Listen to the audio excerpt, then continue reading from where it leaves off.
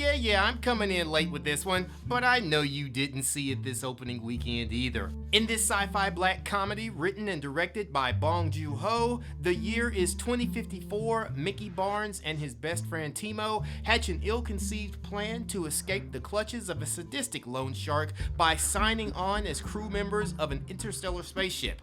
Its mission to colonize the planet Niflheim. What did they come up with this? From the trailers, I was under the impression that Mr. Barnes would be placed in dangerous situations where dismemberment and deletion were on the table, yet not the direct objective. But in fact, he was ordered time after time into scenarios designed for a slow and callous deletion/respawn in the name of science. Many of the comedic elements come from the emotional detachment of those who interact with Mickey on a routine basis. You know, all those space movies where atmospheric conditions of an alien world are waved off by an easy sensor sweep?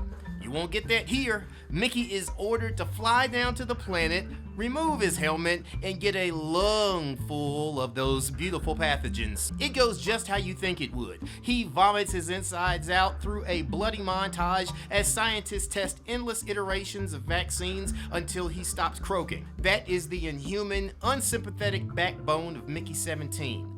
Well, until it becomes a little bit of a love story, then a little bit of Dances with Wolves, and then finally a rebellion against powers seeking glory by standing on the necks of others. I like this type of storytelling. The movie jumps you right into the presumed final seconds of number 17's life after a fall into an icy ravine. His friend Timo rappels down to retrieve the awesome flamethrower, but finds the extra 12 feet to rescue an injured Mickey a bit too perilous. Then it backtracks to show you how Mickey arrived in this predicament.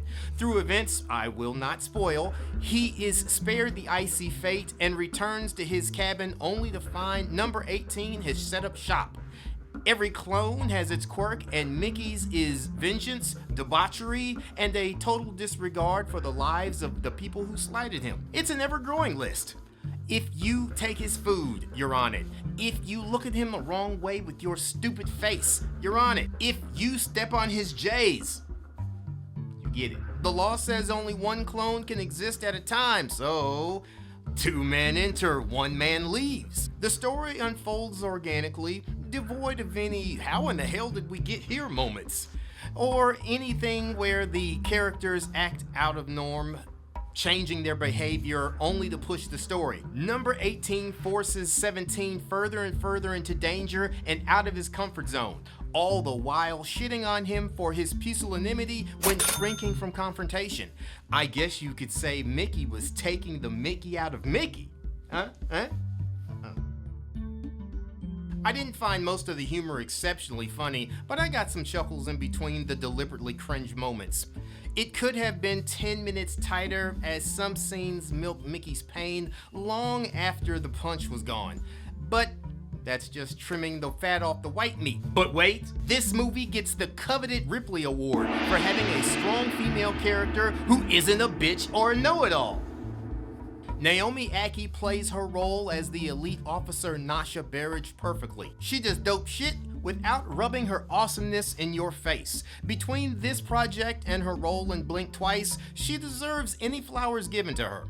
Robert Pattinson continues to show his range by playing 2 vastly different versions of the same guy. It's not Oscar worthy, but I think it's time for you guys to let that Twilight shit go. It doesn't even show up on the first page of his IMDb. If you saw it in theaters, congrats, you are well into your 30s.